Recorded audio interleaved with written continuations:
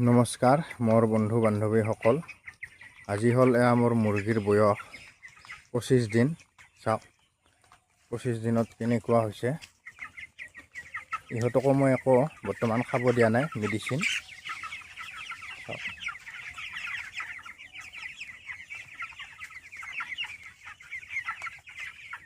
চাওক বৰ্তমান এই মুৰ্গীখিনিৰ বয়স 25 দিন আৰু বৰ্তমান দিনত মই দানা খাব দিয়া নাছিলোঁ। আজি যিহেতু বতৰটো ঠাণ্ডা তাৰ বাবে মই দানাটো খাব দিছোঁ আৰু মেডিচিনো একো দিয়া নাই, অকল খালি পানী দি আছোঁ।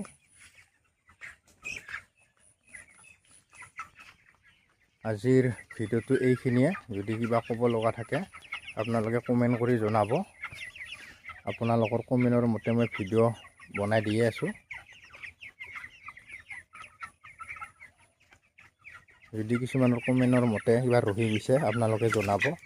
আজিলৈ এইখিনিয়ে। জয় হিন্দ।